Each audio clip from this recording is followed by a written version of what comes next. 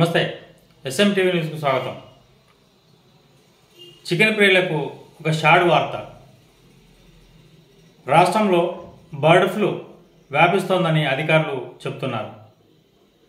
పక్క రాష్ట్రమైన ఆంధ్ర రాష్ట్రంలో ఇప్పటికే బర్డ్ ఫ్లూ వ్యాధి తీవ్రంగా ఉంది.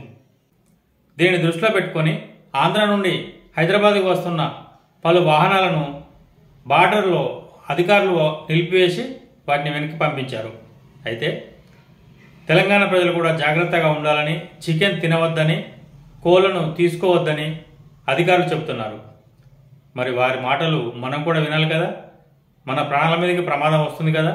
అందుకని మీరు కూడా ఈ వార్త విన్న తర్వాత ఒక్కసారి ఆలోచించండి. బర్డ్ ఫ్లూ వ్యాధి ఎంత ప్రాణాంతకమో అధికారులు చెప్తున్నారు.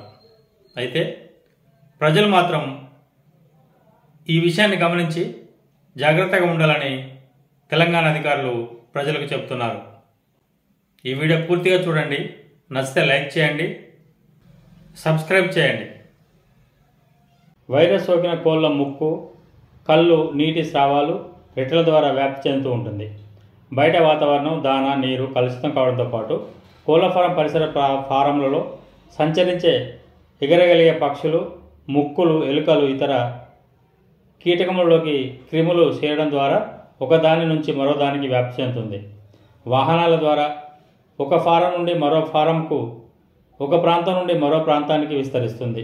అయితే ఇది మనుషుల్లో ఎలా వ్యాపిస్తుంది అంటే, ఈ వైరస్ బారిన పడిన పక్షుల స్రావాలు కలుషితమై నీటిని ఉపయోగించడం ద్వారా బర్డ్ ఫ్లూ సోకిన పక్షుల గుడ్లు, మాంసం సరిగ్గా ఉడికించకుండా తినడం ద్వారా బహిరంగ మార్కెట్లలో వైరస్ సోకిన పక్షి గుడ్లు, కోళ్ళు ఉత్పత్తులను విక్రయించే క్రమంలో గాలిలోకి వ్యాపించే క్రిముల ద్వారా మనుషుల్లోకి వ్యాప్తి చెందుతుంది. అలాగే బర్డ్ ఫ్లూ వ్యాధి ఆంధ్రలో ఎక్కువ శాతం వ్యాపించింది.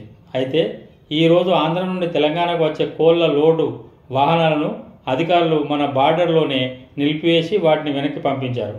తెలంగాణ అధికారులు మాత్రం కొద్ది రోజులు చికెన్ తినవద్దని, కోళ్లను కొనవద్దని ప్రకటనలు చేస్తున్నారు.